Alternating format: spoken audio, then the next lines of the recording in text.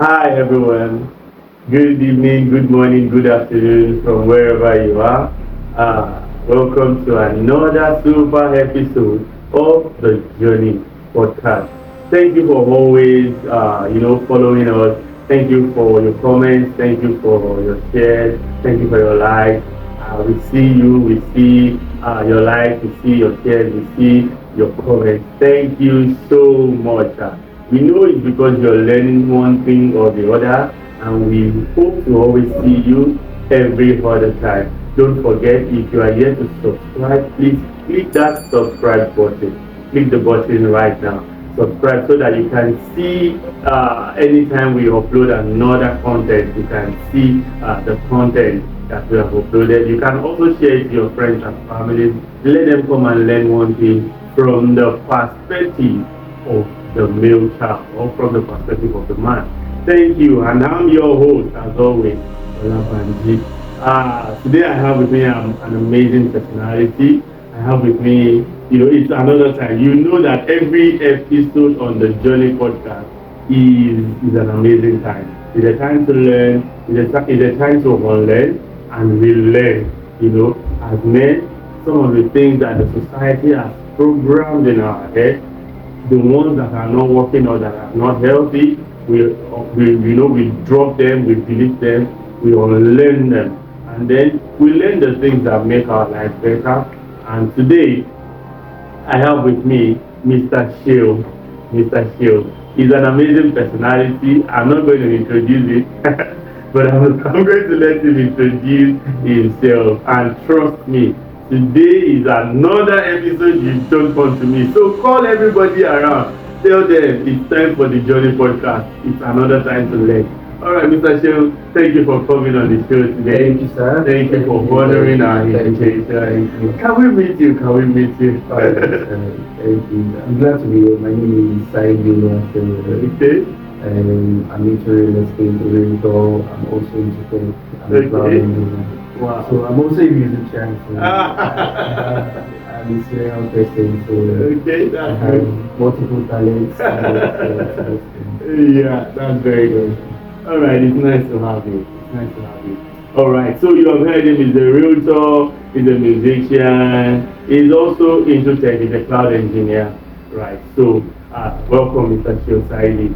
All right. So, how has life been with you as a man? As a man, how has life been generally? Life ups and downs, but in big blood. We are learning, unlearning, relearning. Is learning is that you always going to learn. That's Continue nice. to learn. Yeah, that's very beautiful. And thank you once again for coming on the show. Thank you for having me, sir. All right. So we're going to delve right into the issue for today. The topic for today is societal acceptance of the body type. Is it natural or is it merit? All right. In the society, right,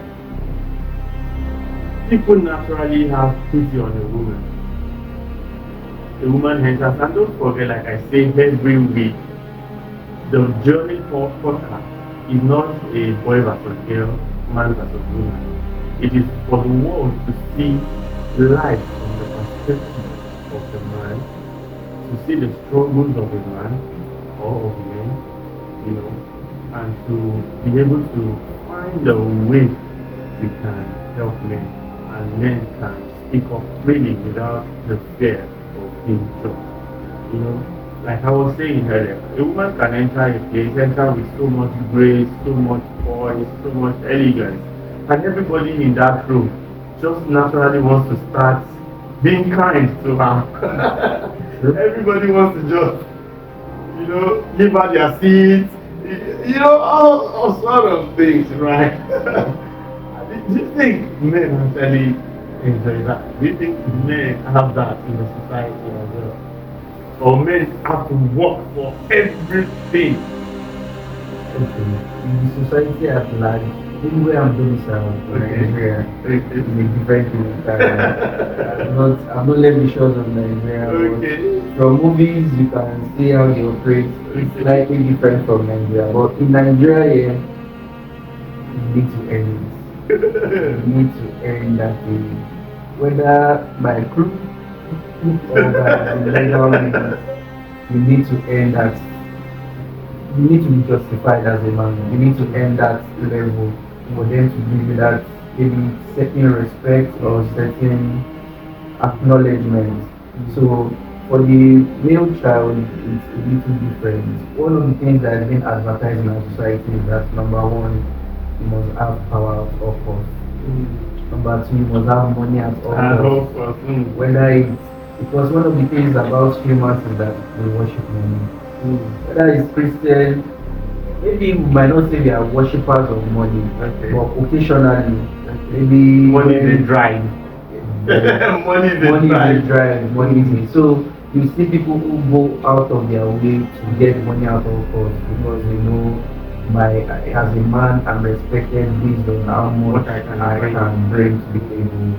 Not necessarily my intellect, it might be good, but how much do I bring when they are calling for family meetings, how much can I draw? Draw. When my friends are going for a Wedding party, party how much can I or spray?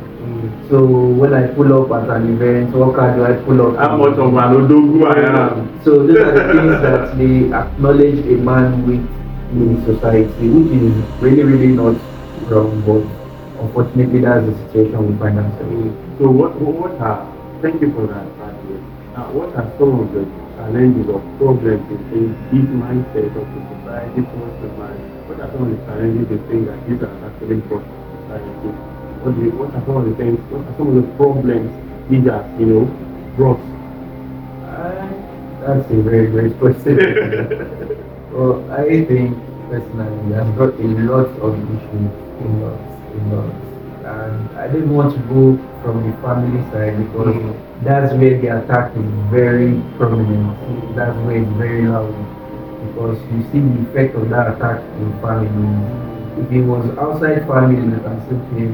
But once it translates into family, the attack is different.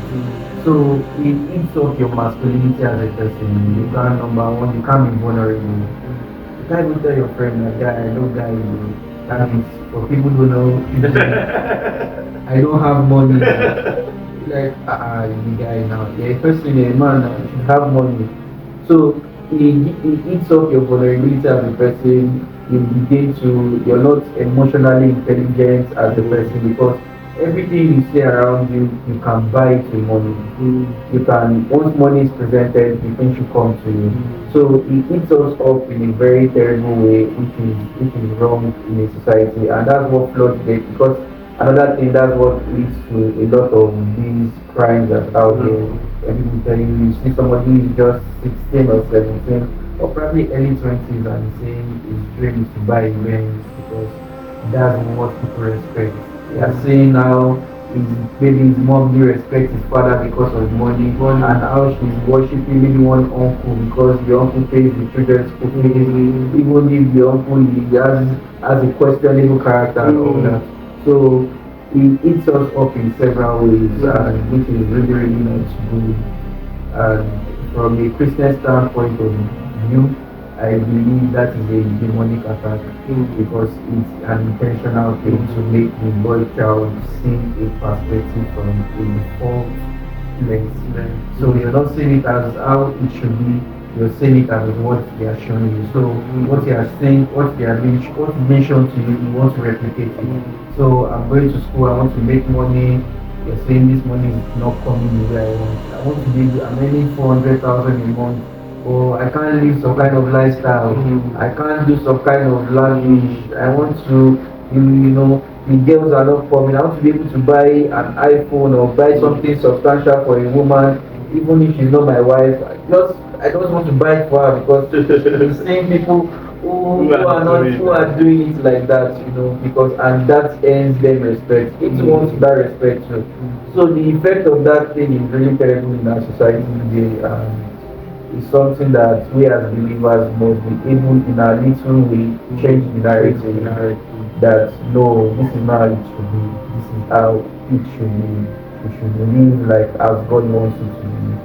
One of the things I love about Jesus was that he was not ashamed to tell, he was a very vulnerable person. He was not afraid to, he was saying, he called John the beloved. John slept on his chest. Growing up, how many of your friends can comfortably sleep on your It's not brother, oh, just my guy relationship, you know. So it was very vulnerable. He was able to cry. He was able to cry in front of people. And you know, when that shortest verse, I think it's John 11, text Jesus wept. You know, I look at weeping a bit different from crying. Weeping has to come with some muco and you know, but it was something he was ready to express and vulnerable that he was going to raise this person and friend about. Not like crying. But it was something that he was going to raise this guy and he was going to cry, but he was going to be vulnerable. So that takes away a lot of, you know, when you're not vulnerable, you can't express your emotion as a person. I think it takes a lot from you as a person, not being able to express yourself. And that's one of the things about wrong masculinity the world is projecting towards the boy child. Like taking away that is so vital. So you're not able to. Another thing is emotional intelligence. You know, you see people who just say, it's not childbirth, waiting they there. People don't born, they don't move on with their life. You know, go one year for me. They're talking to their wife. You know, the wife just gave birth. You're not emotionally available to be there for that woman, and you're just looking at it that somebody just gave birth last week. Woman, don't do this. Why are you doing like this now? Move on with story. Just because you born now, we don't go. You don't go rest. You know that kind of thing. Thank you so much, right? Thank you. Answer is, or let me say, your response is very good. And you know that this thing, the society is now pushing, this ideology, society is now trying to push it. I don't know how it got to push it. You know what push it is? You know, these are part of the things that actually, okay, I'm just going to say from a perspective, my own opinion, right? You know, hospital bill is detailed. What is it called? Antenatal, all the things you need, he pays for all of those things. And you're still saying, no, because I'm giving this to your child, I need it. And you know, it's not becoming a narrative from the society now. It's not like almost every woman now is asking for push gift. Now, my focus is not push gift. My focus is the society and certain ideologies that are being pushed to the male child. You understand? You know how in the society obviously the man without money or obviously the man that cannot provide at certain level. So right from time, nobody has no man, no two man can provide equally. No two man can do things, even twin, they can't.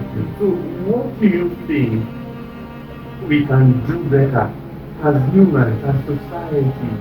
What do you think we can do to make the boy child feel acceptable, not by merit, but just because he's a human? I don't know if you get my question. Yes, what can we do better to make a boy child know that I am accepted, not because I am a boy or anything, but first because I'm a human being.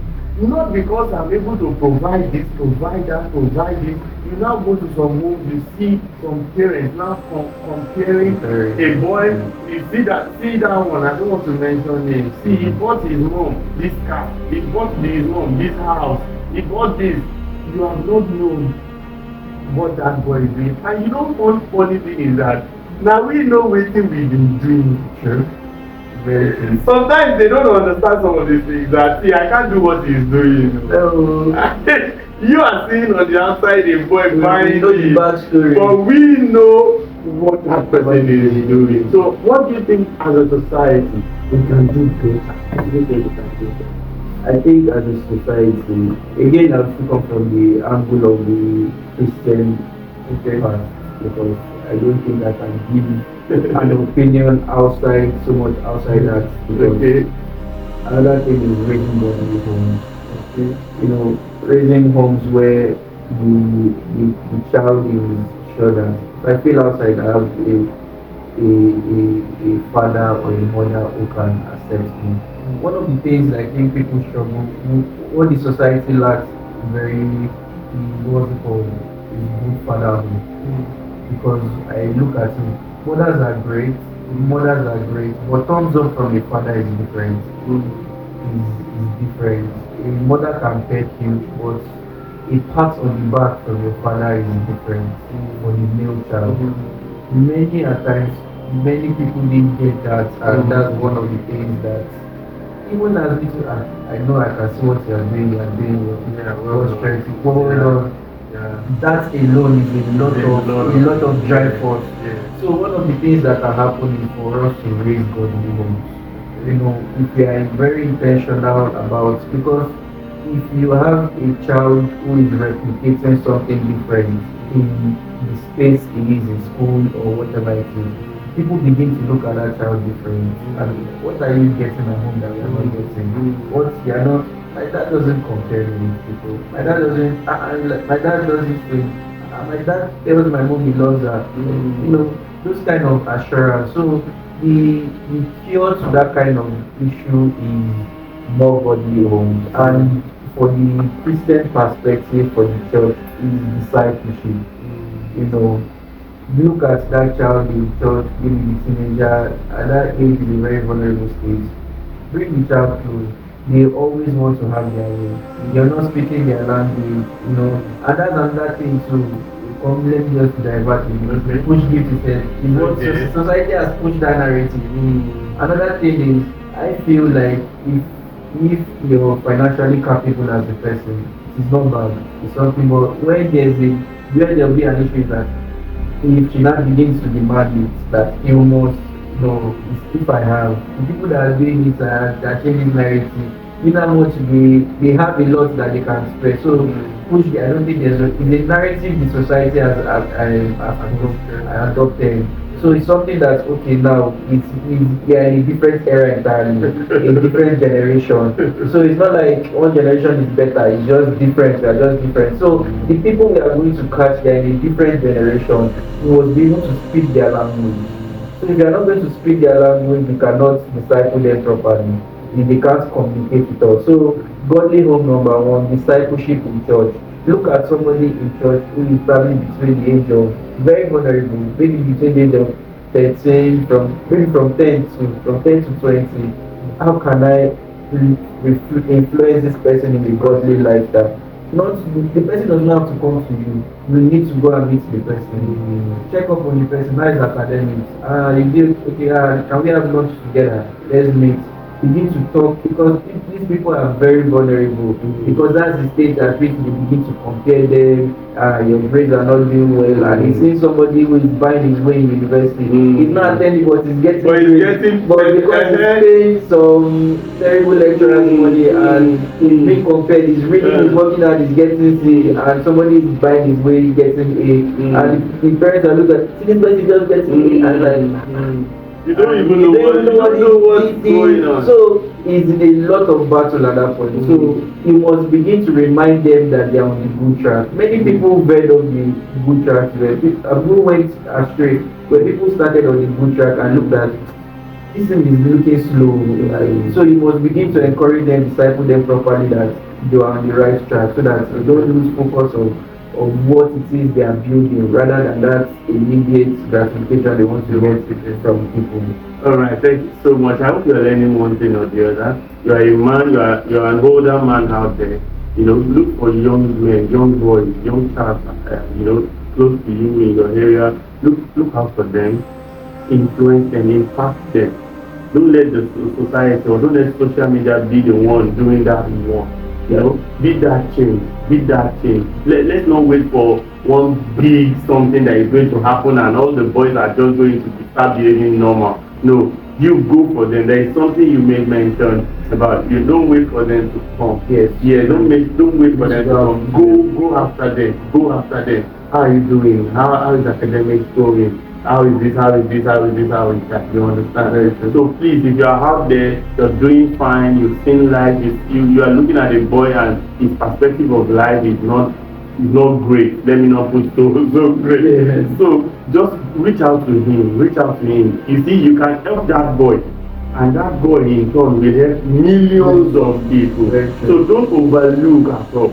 Please ensure that you do so. And as a society, let's not accept a boy child based on what he's able to provide. based on what he's able to bring to the table, based on what he's able, let's just accept the boy child as who he is. Accept him as he's a human being first, before any other thing. He's a human being. So the love we give should not be based on what he is able to give or what he is able to do. Someone said something that for a man, every single respect he has, he worked for it. Yeah. He has to work for it. And this is one of the problems in homes, right? Where you go out there, for every single respect you get out there, you work for it. Even in your own home, you don't want to come home and start working for respect again. Because then, some wives will say, oh, you are treating me the way you say, but it's seeing the same energy. The same energy he saw out there is the same energy you are giving me. If you see, he has to earn every single thing.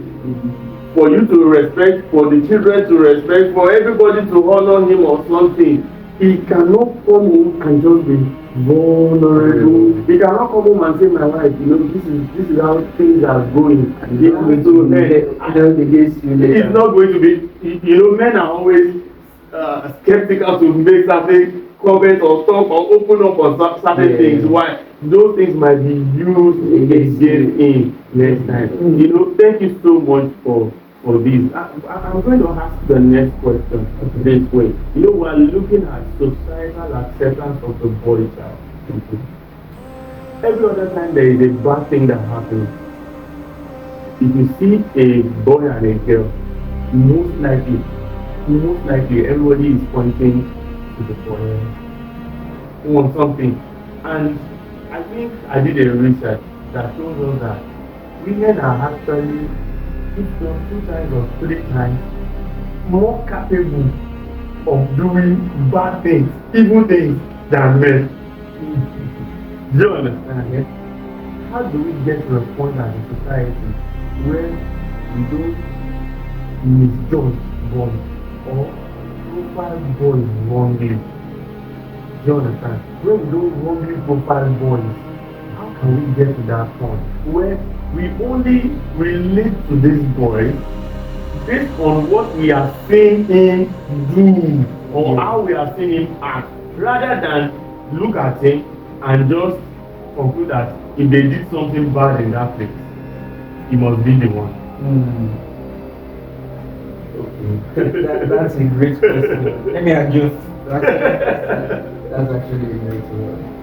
But one of the things I'll tell people is that you always be profound.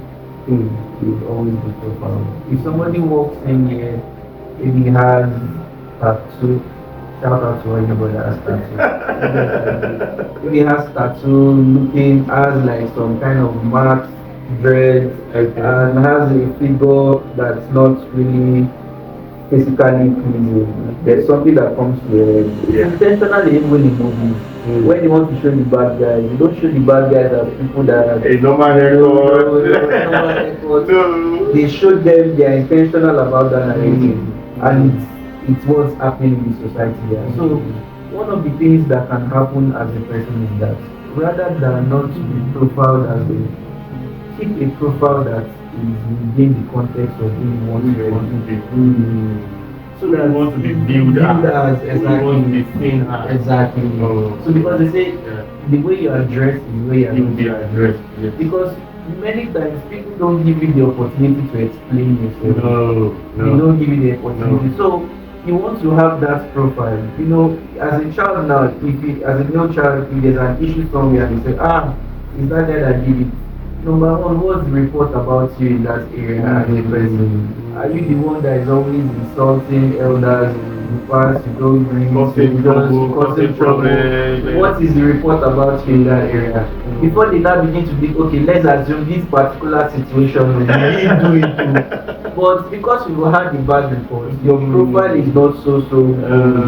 You can't, that's what I was explaining to some guys, I think from last week, discussing and saying something about this lateness. I Okay. said, the day you're intentional, okay, he said sometimes, the person don't come early, this or not come early. I said, the day you now have a justified reason not to come early, people will not take you serious because you always had the profile of not coming early. Yeah. So what I'll do is I'll tell the boy that you would always be profile. You would always be profile. So before you begin to explain yourself, let people, if they say something about this person, but only Shiruk or there, so Yoruba people, Yoruba is still. The thing is that that person cannot do such a thing. Even people will begin to fight for you before they even begin to what's happening here? This guy wants I know something must have something must have what did you do? Did you touch him first? Something must is not that kind of person. So you must keep a profile of how you want to be viewed. You can't really contradicting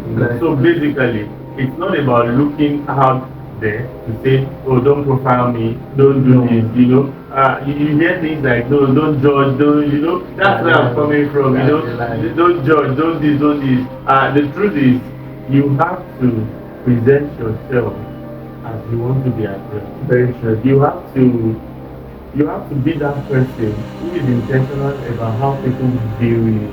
You know, there is this funny, comment about if you want somebody to invest millions into your business, you don't look like somebody who is going to run away with it. That is very If you look like that, it's going to be like this guy is going to run away with my money. Alright, so to all the boy child out there, to all the young men, to all the even elderly men, you know, please ensure that you yourself, you put up a profile that is befitting your personality.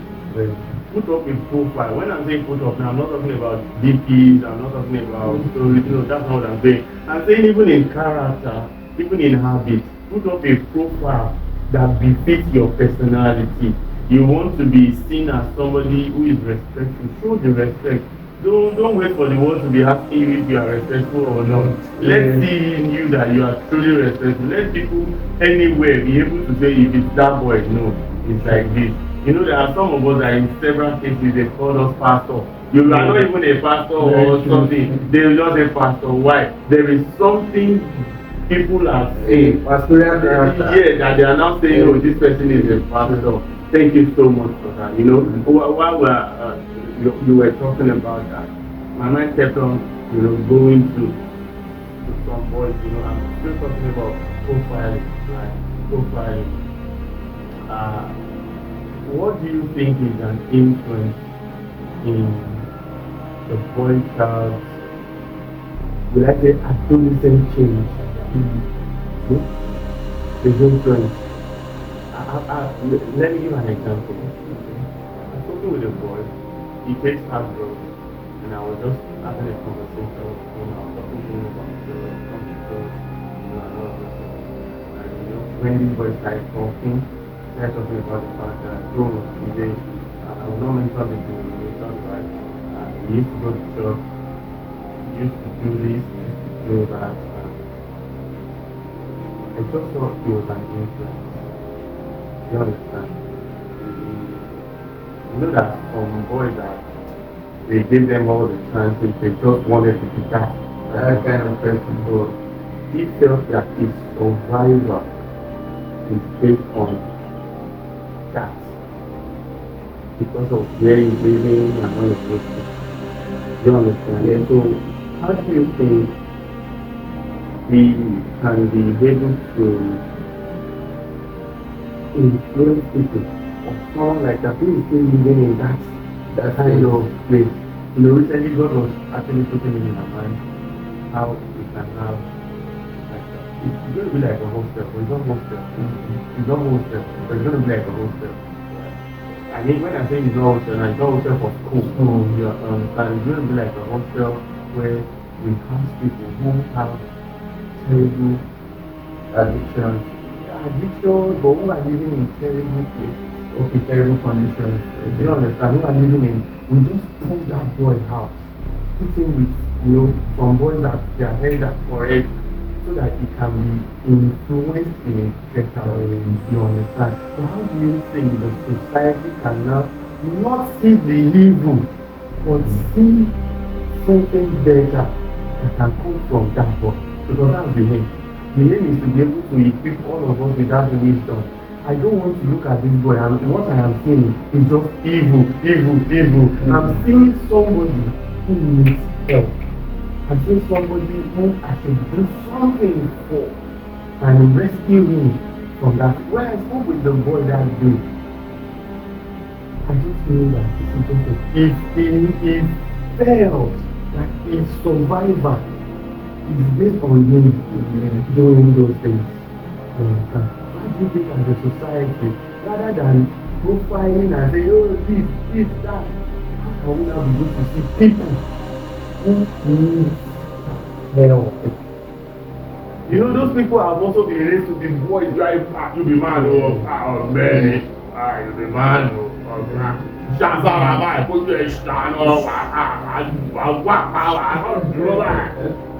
He feels his survival is based on that.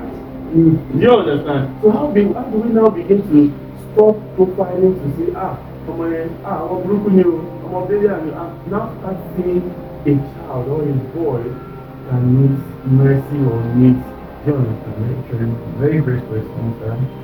That's another question can be answered in like 1 or 2 hours. Let me shorten it here. But if you look at it, what that guy is doing, people who are into drugs or any addiction, whatever it is, one of the things that the foundation of that thing is built around fear and escape. They are trying to escape from something. It's very simple like that. So he's probably broken from where he's coming from. He's just looking for a way of escape. And shout out to Pastor Tony Rapo. I used to watch a lot of his videos of the way he helps people from females, from drugs, and that is a very. So when you see people like that, one of the things to do to them is accept them. If you can't change what you don't accept, accept that this person is like this.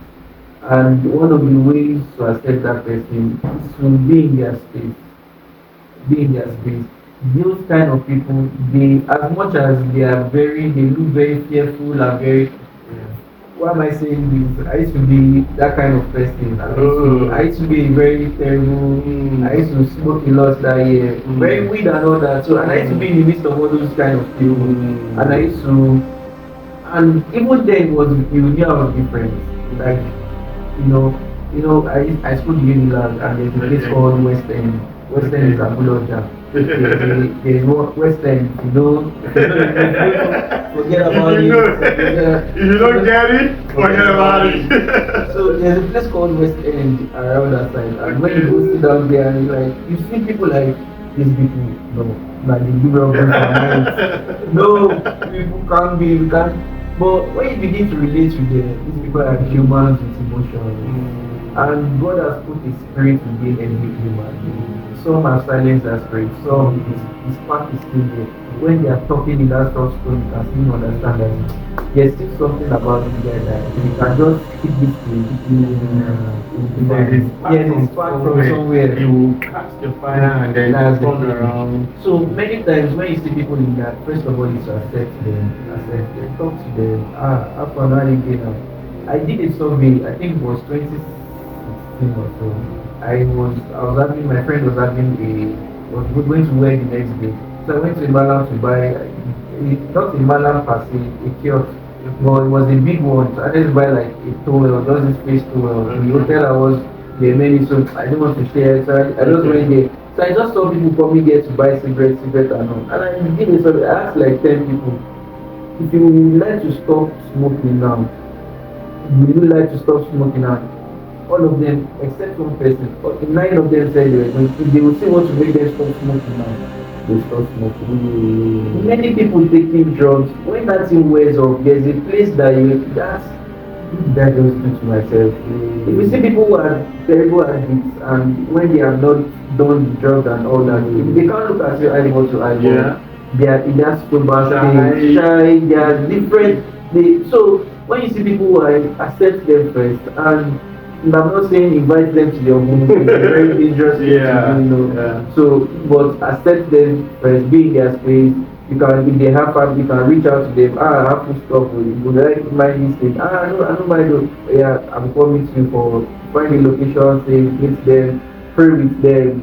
If it's okay, one or two times a week or share. If they don't want to come to church, it will take time. It will take time. But what you are doing is that you are sowing a seed, and that seed you might not be the one to harvest it, but you are sowing a seed. Just continue. It is God who works in us to do. Yeah. So we are not. We are just. Our own is just to be the part. So it's not necessary that we are the ones that.